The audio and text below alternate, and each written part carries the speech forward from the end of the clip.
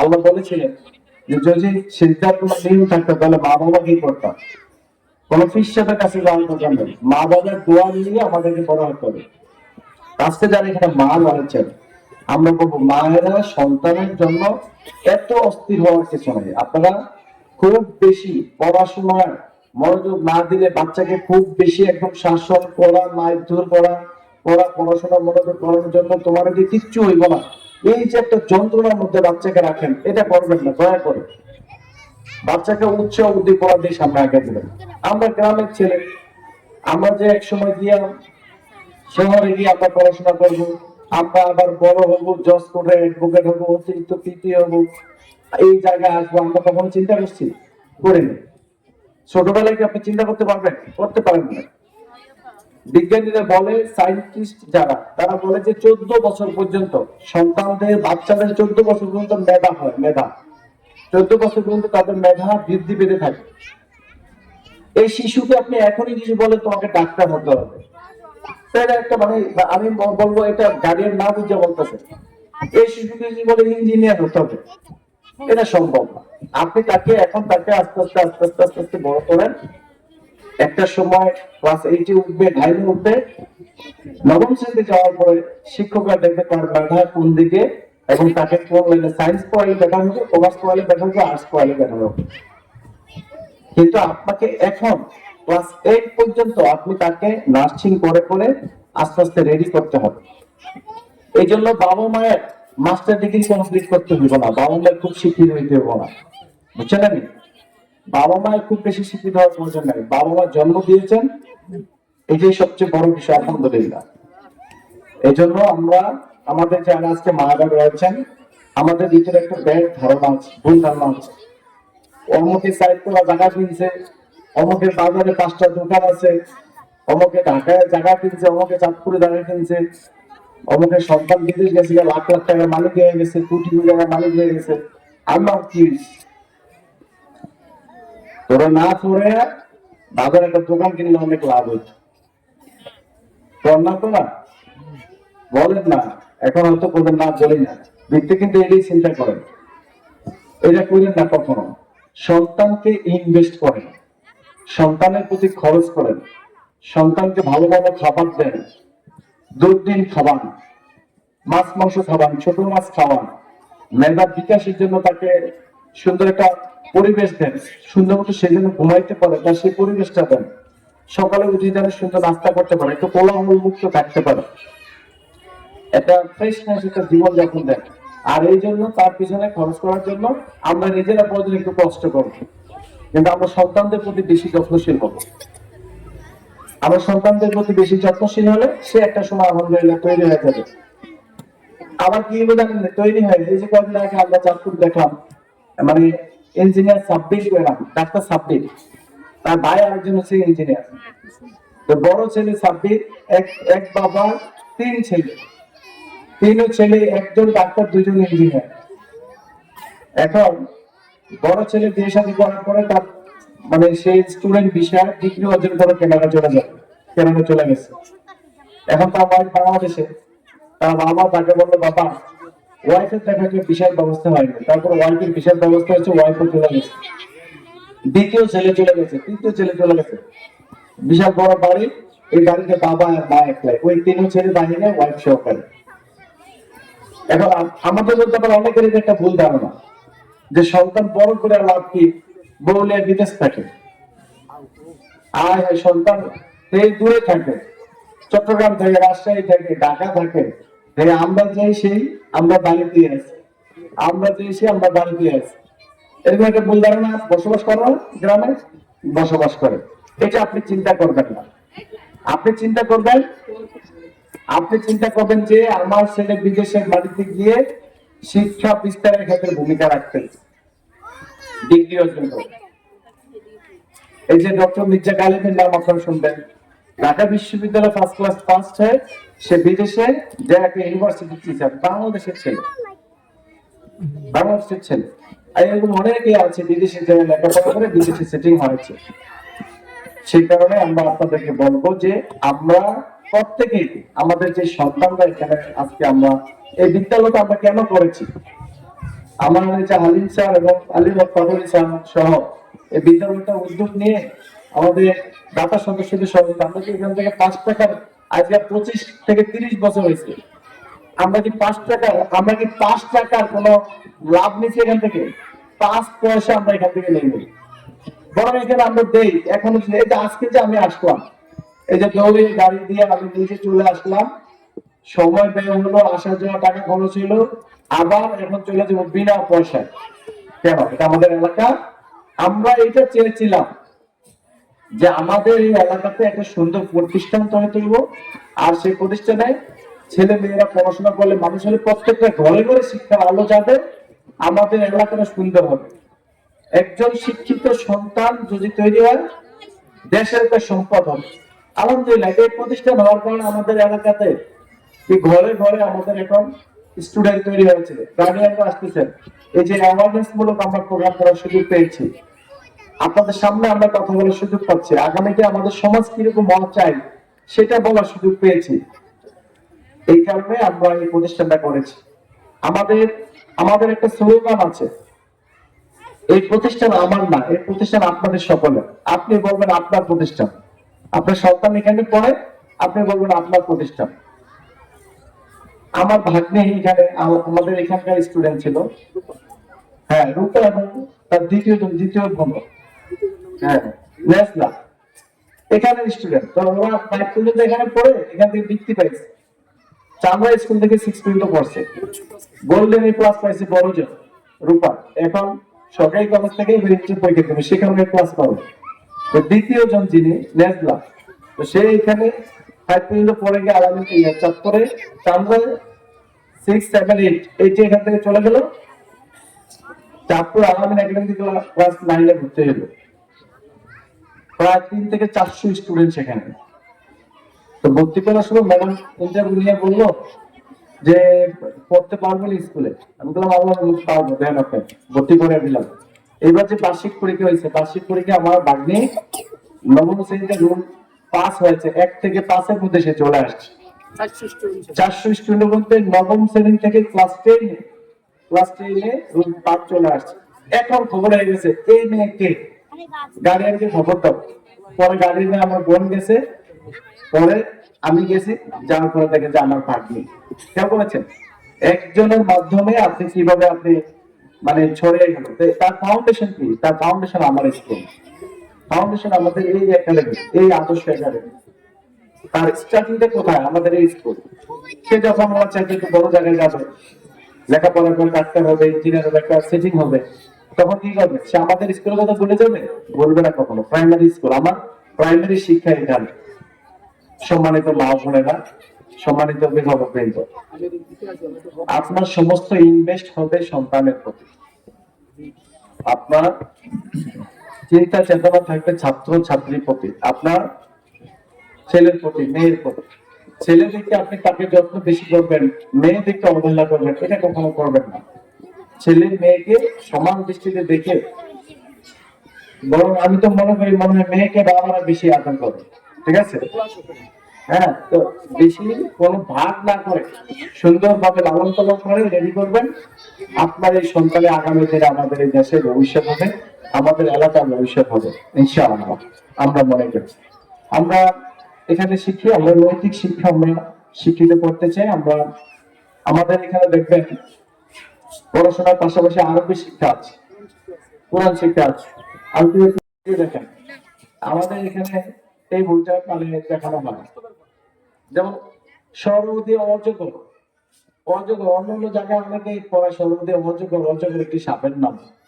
আর আমরা সরতে উজু করে পাক হয়ে আল কোরআন হাতে নাও। খেয়াল করছেন? তার মেধাটাকে আমরা কিভাবে তৈরি করতে চাই, তাকে কিভাবে রেডি করতে চাই। শরিয়া দিয়ে আম বানাতে পারেন। আদর্শ লিপি অনেক বইতে দেখবে শরিয়া দিয়ে আম একটি ফলের নাম। আমরা শরিয়া দিয়ে আমও শিখাই, আমরা শরিয়া দিয়ে আল্লাহ শিখাই, শরিয়া দিয়ে আজানও শিখাই। মানে কয়েকটা শব্দ আমরা শিখিয়ে তাকে আমরা নৈতিকভাবে এখানে রেডি করার চেষ্টা করি।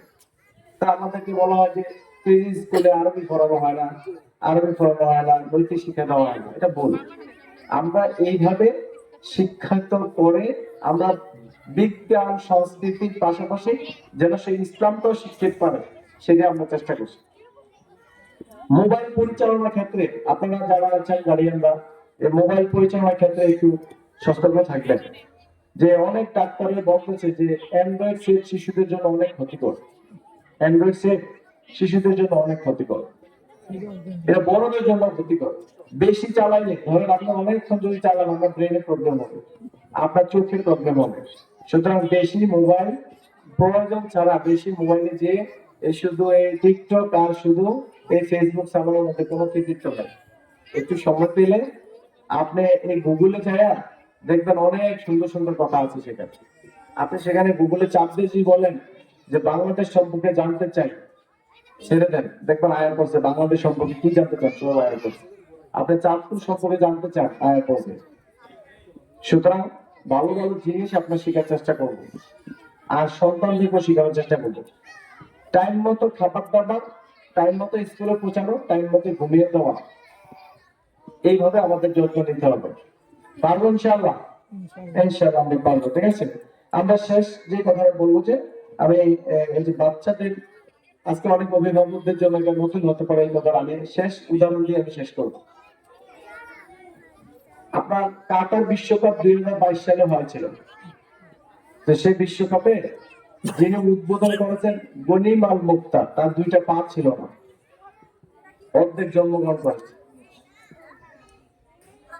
উনি, ওনার মা যখন ডাক্তারের কাছে গেছেন, বাচ্চা হবে 4 মাস 5 মাসের সময় আমাদের মায়েরা যখন ডাক্তার দেখান গেছে, চেকিং টেকিং করে দেখা গেল যে এই বাচ্চাটার পা নাই, পা ছাড়া জন্মগ্রহণ করবে, অটিস্টিক, তার 2 পা নাই, কিন্তু এইভাবে দুনিয়াতে আসবে।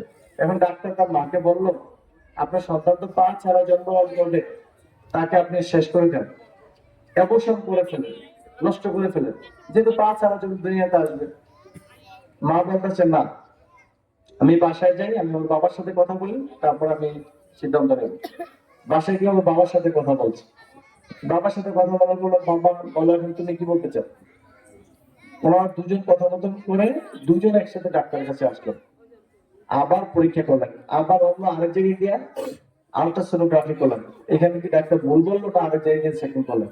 চেকিং করে দেখে না সত্যি 2 পা নাই এবং একটা বাচ্চা জন্মগ্রহণ করবে। এবার মা বাবা সিদ্ধান্ত নিলেন, আমাদের এই বাচ্চা যেভাবেই জন্মগ্রহণ করে করো, আমরা দুজনেই দায়িত্ব নিয়ে আমরা তাকে মানুষ করব, আমরা বড় করব। 1 পার দায়িত্ব নিবা তুমি, 1 পার দায়িত্ব নিব আমি। ডাইন পা মা, বাম পা বাবা। খেয়াল করেছেন? দুনিয়াতে আসলো, জন্মগ্রহণ করলো, ঠিকই ওই বাচ্চা পা নাই, এতটুকু পর্যন্ত আছে। আল্লাহর কুদরতি হওয়া, 2 পা নাই, গনিমাল মুক্তা। পরে এই বাচ্চার মা বাবা যত্ন করে তাকে বড় করলেন, সে কোরআনে হাফেজ হয়েছে এবং কাতারে সে কন্টেন্ট ক্রিয়েটর হয়ে শ্রেষ্ঠ, মানে ধনীদের মধ্যে একজন হয়ে গেল। তার বাবাকে আল্লাহ তাআলা এত সম্মানিত করলেন, তার পরিবারটাকে এত সম্মানিত করলেন যে কাতার বিশ্বকাপের মতো এই খেলা ওই গনিবা মুক্তা 2 পা নাই যে এরকম একজন ব্যক্তিকে দিয়ে বিশ্বকাপ উদ্বোধন করলেন কাতার সরকার। সারা দুনিয়াতে আজকে 2 পা ছাড়া এই ব্যক্তি এমন আলোকিত হয়েছেন এবং তার পরিবারকে সম্মানিত করেছেন, তার দেশকে সম্মানিত করেছেন।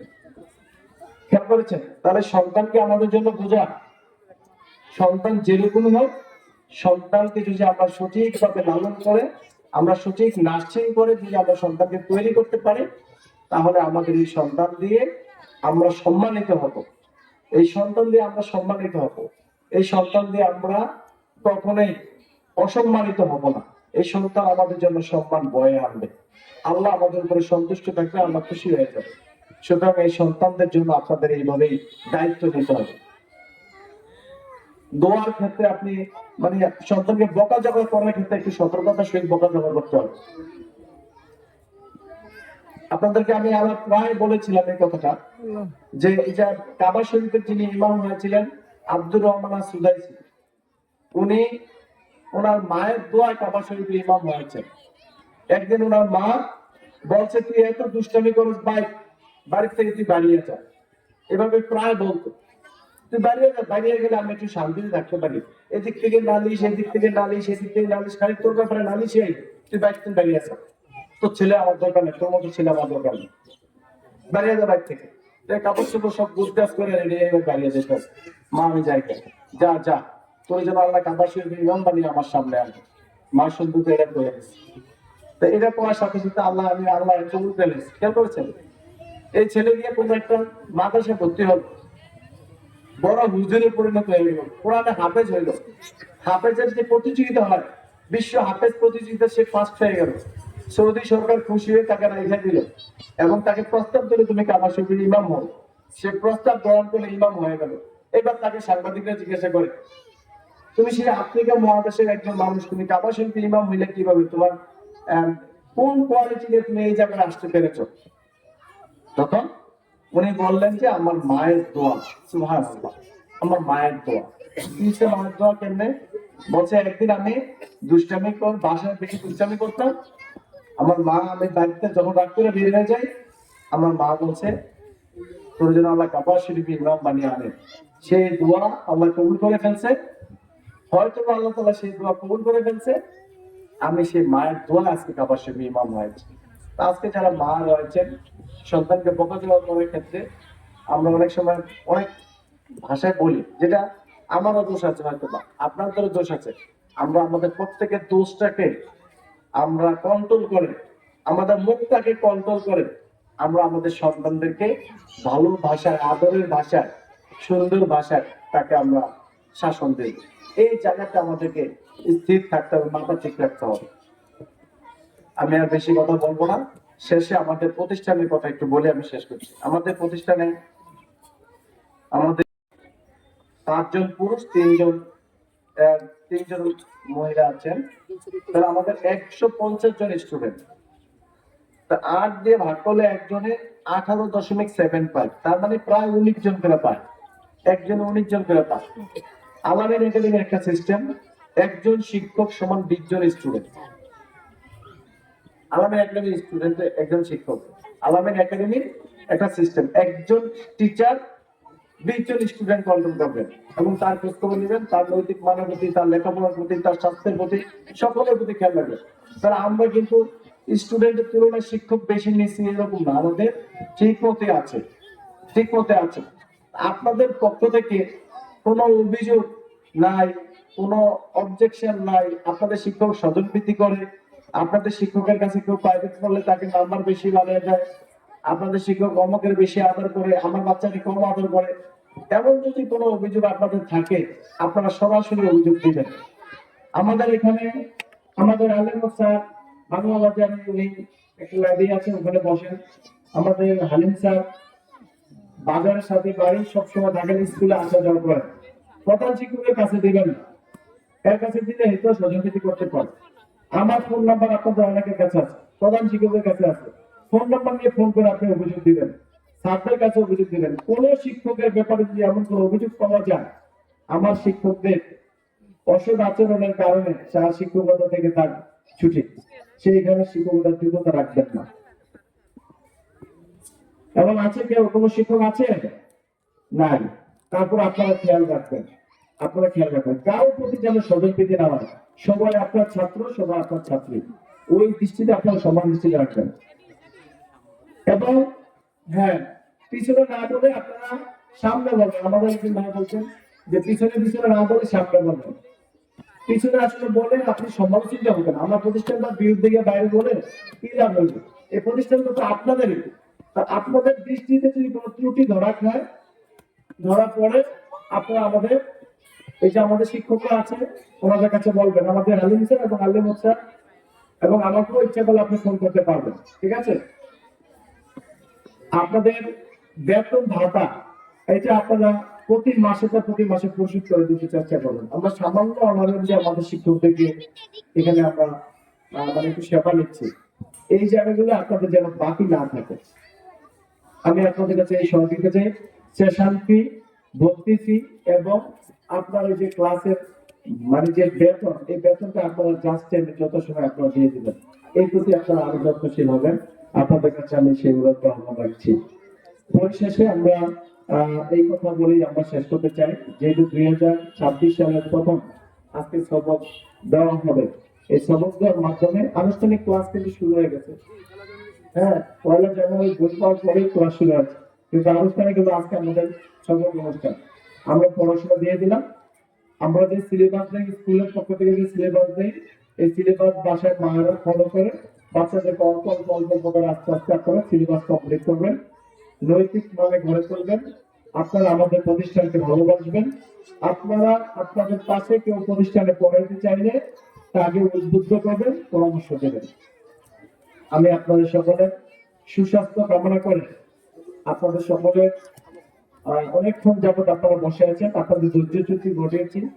আমি আপনাদের কাছে আবারও, আপনারা যদি আমার বক্তব্য অনেকে মাইন্ড করে থাকেন, কেউ যদি মনে কষ্ট পেয়ে থাকেন, আমার ক্ষমা সুন্দর দৃষ্টিতে দেখবেন। আপনাদের সকলের প্রতি সম্মান রেখে বলছি যে আমরা সকলেই মিলে একসাথে যদি কাজ করি, আপনারা আপনাদের জায়গায়, আমরা আমাদের জায়গায়, সকলে মিলে যে আমরা একসাথে কাজ করি আমাদের দেশ নিয়ে, আমাদের সন্তান নিয়ে, আমাদের সমাজ নিয়ে, আমাদের পরিবার নিয়ে, তাহলে আমাদের সমাজটাকে শান্তিপূর্ণ সমাজ হবে। আমরা সেই সমাজটাকে একটু শান্তিপূর্ণ সমাজ করতে চাই, একটু সুন্দর সমাজ করতে চাই। সেই জন্য যার যার জায়গা থেকে সবার ভূমিকা রাখবো, ইনশাআল্লাহ পারবো, ইনশাআল্লাহ ইনশাআল্লাহ সবার জায়গা থেকে আমরা সকলে সেই কাজ করবো। আল্লাহ তাআলার কাছে আপনাদের সকলের সুস্বাস্থ্য কামনা করে, আমাদের কচি কাঁচা এই বাচ্চাদের উজ্জ্বল ভবিষ্যৎ কামনা করে। আগামী দিনের এই দেশের নেতৃত্ব তাদের ভিতরে লুকিয়ে আছে, তাদের ভিতরে লুকিয়ে আছে। আল্লাহ তাআলা হতে পারে তাদেরকে দিয়ে অনেক বড় ধরনের সেবা করাবে। আমরা যা করছি তার থেকে আরো বেশি হতে করাবে। আমার বিশ্বাস এখান থেকেই তারা বের হয়ে আসবে।